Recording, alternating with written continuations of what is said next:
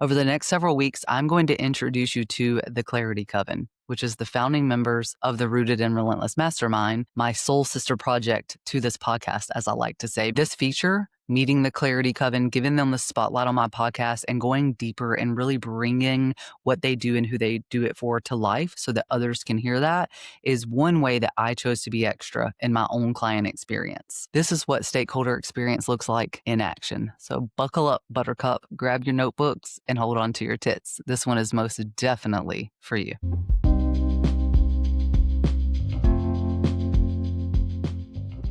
What's up, everybody? Welcome back to another super special episode of the Rooted and Relentless podcast. I'm your host, Steph Rubio, and I have another special guest with us, another member of the Clarity Coven here, Jaci Schreckengost. I'm so excited to chat with Jaci, and just know you're probably going to get some laughs and some side conversations, but we'll do our best to stay on track here for you. Jaci is the go-to for helping brands find or refine their voice so that you can effectively tell your stories and become impossible to ignore online. That's what we want. That is the goal. And Jaci is now the author of a poetry collection called Housewarming Parties. Jaci, welcome to Rooted and Relentless. Thank you so much for having me. I'm so excited to be here. I'm excited too to have you. I've just told people a little blurb of who you are and what you do, but why don't we just hear it from you? Why don't you tell us who you help and what kind of work is lighting you up lately?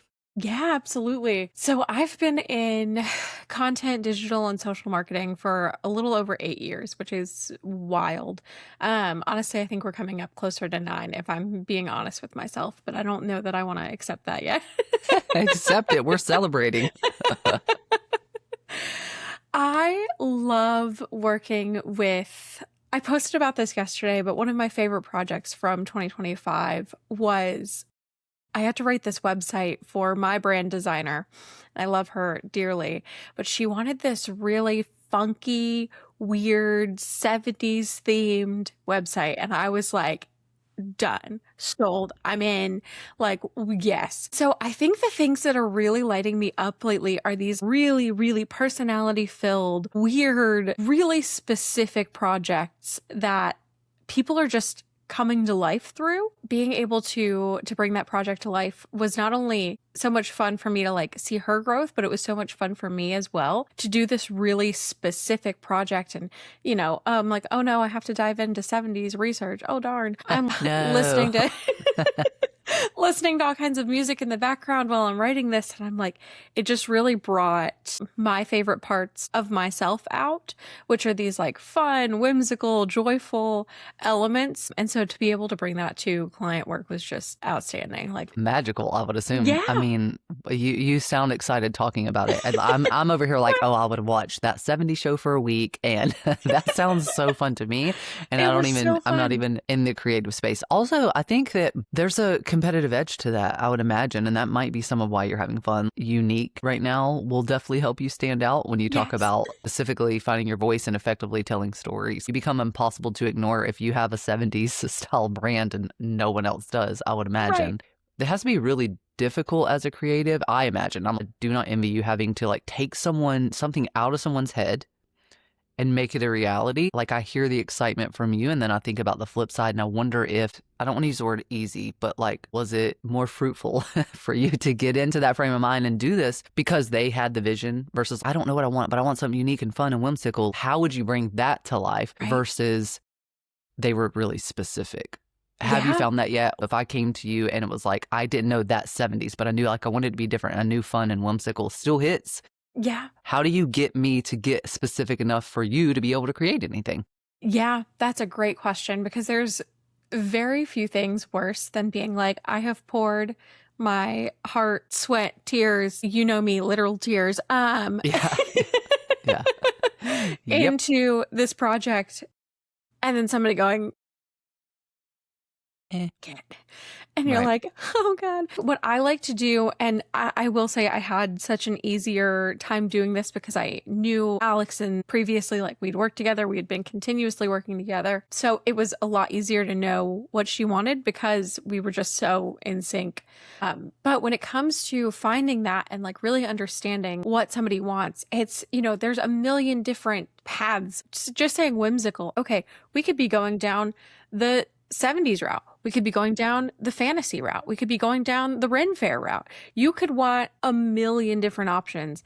So I think it's really about bringing those different possibilities to the table, because the chances are I'm going to bring way too many, and I'm going to say, okay, does, on a scale of 1 to 10, do you think this feels more aligned? Do you think this doesn't? And so really going through and narrowing down what is right, and sometimes what isn't right, is just as important, because I'm like, if you tell me, oh my gosh, I do not want this to be fantasy themed, I'm like, okay, perfect. I know to steer away from probably dragons, bat boys. I know to steer away from those things. Do I want Clearly, to? we're not talking about my brand here.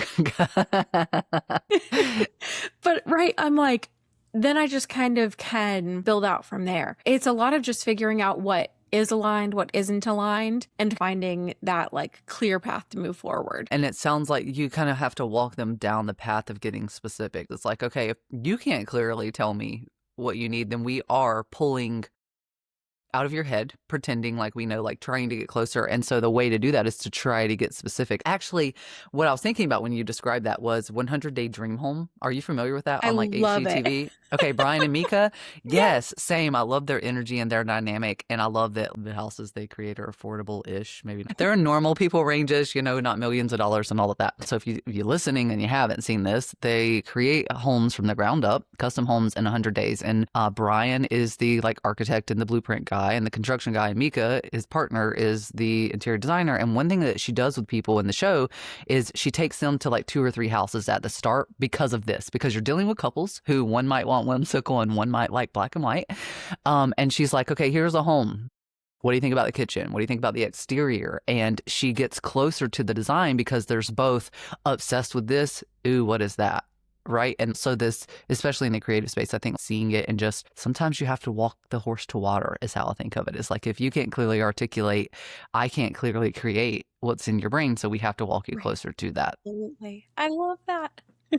I have a couple questions I wanted to ask you, and those were some of them. But when we get into your industry, what's a misconception people have about your industry? The biggest misconception that I think people have is really that, and I think this comes primarily from women in business, but a big misconception that I see is every single thing that comes out of their mouth has to be revolutionary and it has to be unique, or they're not going to be taken seriously. And it breaks my heart, because what really creates that expertise and that, hey, this is the go-to person for that thing, is repetition. It's consistency. It's showing up and saying the same thing over and over and over and over again. Yes, in different ways. And, you're telling stories through it and you're doing all of these different things. I just see so many people who show up and they go, oh, okay, well, I know that I need to reach this certain audience, and they'll start speaking to them.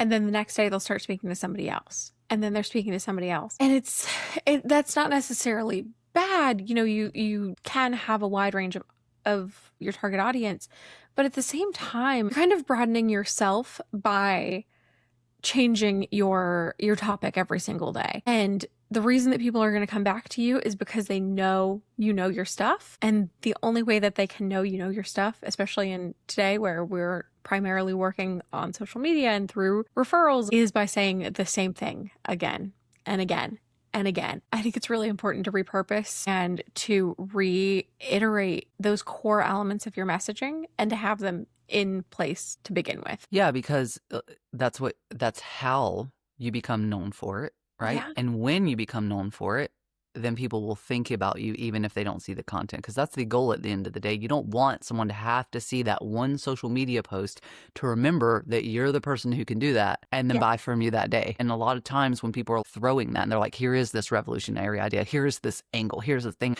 and that lack of repetition, then they don't know exactly what you're known for. I know this to be true because I've struggled with it myself, because my expertise is so broad. What are people drawn to? What are they liking? Then I know, like, that's your testing and tweaking component there of, okay, so this is clearly the way I'm telling this or the topic that people are drawn to. Now that I think about it through this like strategic component, after being around really great content repurposers like yourself, when I see it, I'm like, oh, I've seen them say that every single month for a year or more now.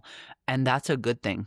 Right. I think the opposite is what people assume is what you're describing here is like, like, I'm not giving them new. How are my people going to stay Right? interested? I'm not giving them new stuff. Right.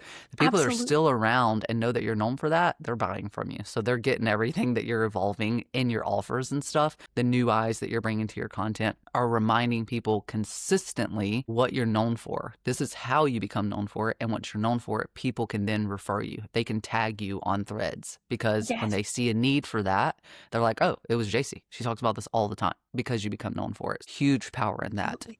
I wonder, though, I got a follow-up question to that because my brain's Yes. kicking, especially for someone like me, the value in getting really clear on what it is you're known for and then adding that repetition into your messaging.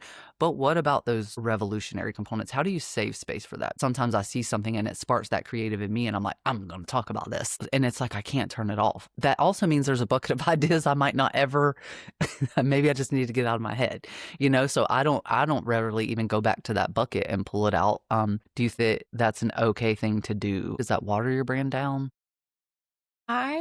I don't believe it does. I love that.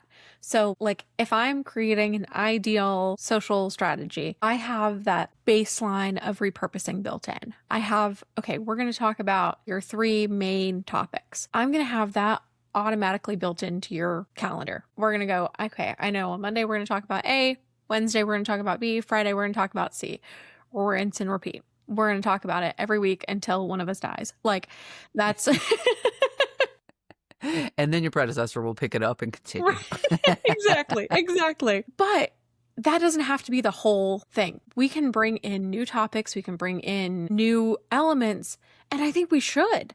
Especially when what you're talking about, when you were like called to talk about something and you were like, "Oh, I have an opinion." Yeah. That's what I want to see in addition to that content, because that is still what keeps people coming back for more. Is like, yes, they're going to know, okay, great. She's known for X, Y, and Z, but she also has these really cool videos that I can keep coming back to that I love. And I love her opinion on this. Or just as importantly, somebody goes, oh, I hate her opinion on this. Awesome. Yep. Yep.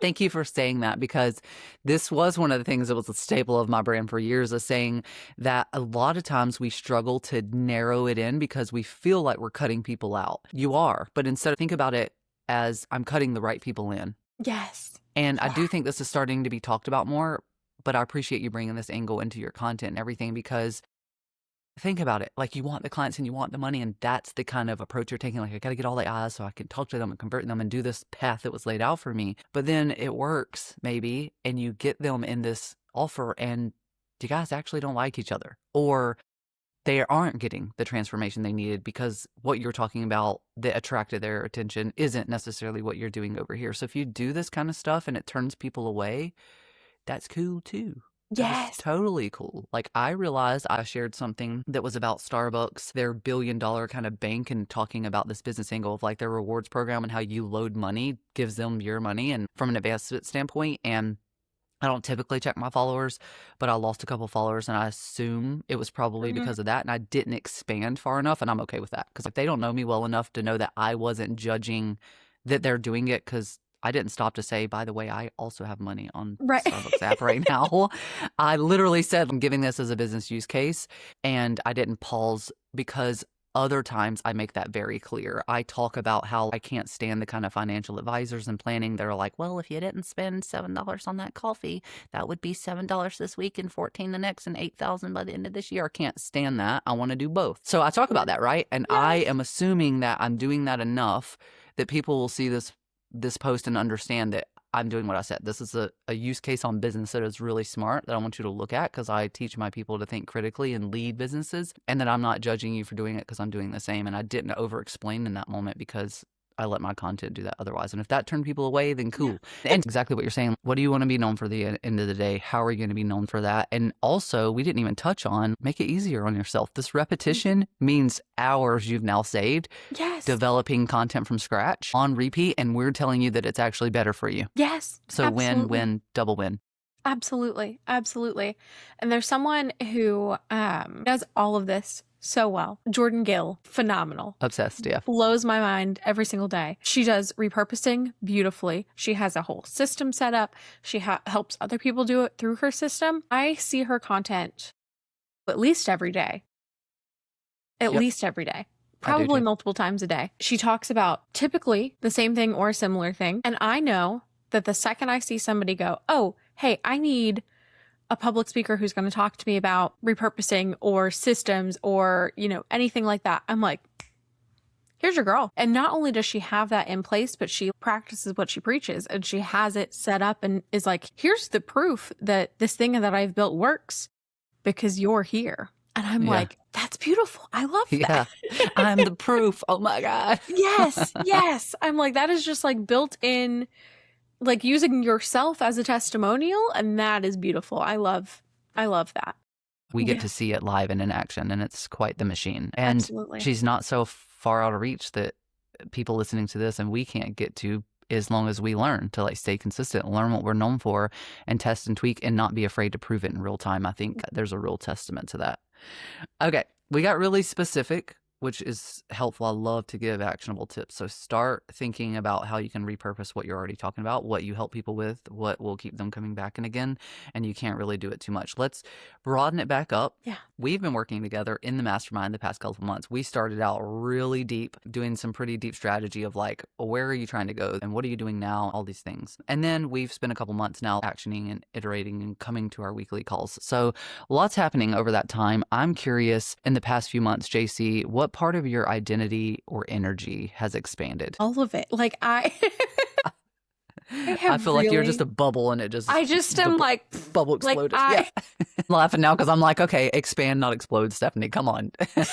So we expanded the bubble and now it's just a big bubble. Yes. Now we're in a larger bubble and we are not feeling... Oh, I kind of love that we used this analogy because when I first started coming back into my business, really, I was thrown into it. It was not planned. It was very unexpected. And for a long time, and longer than I realized, I felt very suffocated by my bubble. I knew my bubble was there and I knew that I had something and I knew that was great, but it was so constricting on me. And I was like, okay, I have to be X, Y, and Z if I want to be successful. And I have to be all of these different things. And I really hadn't taken the time or taken a step back to really do this kind of overview and do this deep dive into like, what am I working towards? Because at the time I was working on surviving. Like that was the point. And so I really hadn't, one, I don't think I knew that I needed to take this step back. And two, I hadn't given myself the time or the space to step back. And I was just kind of, for a while, just kind of going on survival autopilot. Like, if you've ever been on survival autopilot, you know how that feels. And you are just chugging along day by day. Okay, we are alive. Bills are paid. Okay, great. Yeah. Done. Do the thing. Like, that's it. Don't die. Do the thing. Don't die. Do the thing. Don't die. Like, that's literally what it feels like. That's the whole thing. Yeah. And so even when I had that, even like when that wasn't necessarily necessary, I still hadn't made that shift because I didn't feel comfortable enough to make that shift. And so when we did this deep dive into what I wanted, where I am now, what's going on, I felt this breath of release that expanded my bubble in itself there. Because I was like, oh, I have so much room to breathe. And I didn't even know it. Like I had no idea that I had room to breathe and I didn't have to be suffocating myself. But I hadn't given myself that permission to take that step back and understand what was happening and what my reality was. So like going through those questions, this was not a promo for the mastermind, but maybe it is now. I mean, I'll take it, I guess. I really got so specific. And then you came in and you were like, I want you to get even more specific. I need to know what you want here, here, and here. What does that look like? Why do you want that? And so going through all of those elements really helped me take that step back and be like, okay, my bubble has expanded. That's great. Like the difference is you've always been in this bubble, but it's not suffocating you now. You can enjoy living in this bubble. And that's awesome. That's the next step. But I really hadn't taken that time to give myself that space. And so now I've been operating under that for a few months, and it's wild to see what happens when I'm not terrified. Like, that's yeah. such a wild sentence, but it's really true. It's exciting to see what is possible when I'm doing things out of joy rather than out of fear. And yeah.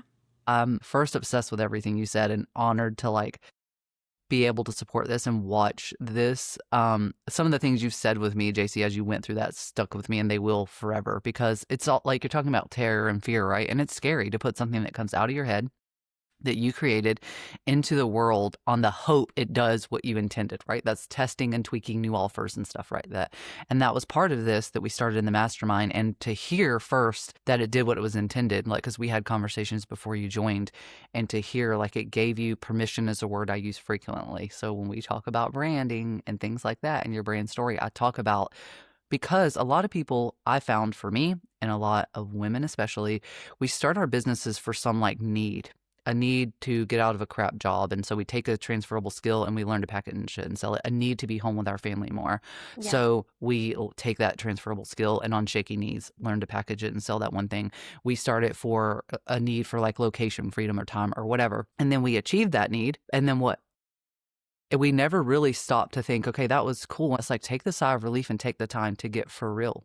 What do you want in a couple of years? So let's start designing it. Stop and consider what I want to feel like every day and the kind of work I want to be doing every day. And I found that that's really where the misalignment comes from. You can make money and you could do all these things and make all these connections and run your business, and you can still wake up in a couple of years and be like, okay. Or what we did in the mastermind, and how we stop and go really, really deep without limits. You have to start there. If you have not and you're listening to this, I suggest everyone do that. Start with the really deep life and business of what do you want it to look like? What do you want it to feel like? Yes, what kind of money do you want to be making, but is it slow, peaceful mornings? Is it what else, right? We worked through all of this. And when you do it without limits, you realize you don't have to be shoved in a box. And you can either lean in and be like, oh, that's totally me, or you can lean out and not. But either way, we have to calm that noise and we have to go internally first, and then we can look externally, like what we're doing in our businesses. And that should always be the North Star, not the noise and the disruptive content online. Yes. And 100%. I would assume that's probably part of how your identity and energy shifted. And now this turmoil you were having, you were able to like ease some of the pressure and just go a little crazy and have fun now. Yes.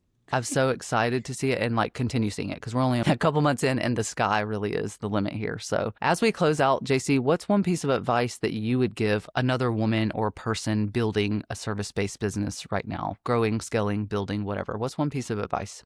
Yeah, I think I'm going to come back to give yourself permission to let people dislike you. Mm-hmm. Own what you stand for. Enjoy the fact that some people are going to see that and realize that you're not right for them. That's great. Like Steph said, you are cutting in and cutting out the right people. People will go one way or another, and that's exactly where they need to be. And it might feel counterintuitive because they're like, but don't I want all of the clients? No. No, they're going to make you miserable because it's called misalignment. Yeah. Absolutely. Absolutely. And you'll be bringing in the right people who feel called to you. And the people who don't feel called to you will continue on, and they'll find the right person for them. So just focus on the people that are right for you. Speak to them. Feel free to speak through your own values and your own beliefs, and the right people will be called to you and the other people will not. And that's great. I love that. It's how it's designed to work. We hear this algorithm. It's become literally an identity, right? The algorithm. So it's like a capital A. It's like a person. Is how people think about it, because we've seen it for so long. So I'm bringing that up not because I want people to focus on the algorithm, because I want to use it as an example of what you're saying when we talk about being specific and talking to your people and not being afraid to cut people out. That's what it's designed to do. So the more specific you get about what you're known for and the more repetitive you get in that, that's the kind of stuff that picks it up and it shows your content to your people. just talking about content in general. So we're talking about that across the entire ecosystem of your business. So let that just be another valid reason. Jaci, thank you so much for coming on, for laughing with me, for actually making me, like I told someone recently, the first person to make me tear up on my podcast. You're officially the second, and it was because of laughing. So I definitely had to wipe tears away from laughing. Your joy and your excitement, I'm really glad that you've been able to work through kind of living in this fear and terror that you were, because you have so much joy. Your laugh literally makes other people laugh. And the more that you have fun in what you're doing and let other people see that, you're going to affect people in ways that I don't even think your brand is intended to do right now. And it really does. So happy to know you. So happy to have you in the mastermind and now on the podcast. Tell people how they can stay connected with you. Yes, absolutely. You can connect with me on Instagram at Schreckengost Creative. We'll put that in the show notes so you don't have to try to spell Schreckengost. Yep. And you can also find me on my website at jacischreckengost.com. Perfect. I'll drop both of those in the show notes. Go hang out with Jaci, get to know her, and buy her new book, Housewarming Parties, that's full of poetry written straight out of the brain of Jaci, who, by the way, we didn't even mention, has a degree from SCAD in this. Okay. So I can't wait. I'm picking up a copy, support a fellow bomb diggity woman in business, and we'll see you next time. Bye. Bye. Thank you so much for having me. Well, that's a wrap on this episode of Rooted and Relentless. If it made you laugh, not alone, or grab that cute little notebook of yours and scribble something down, please hit me with the SSR, subscribe, share, and review, as in leave a review. Thanks for hanging. Bye.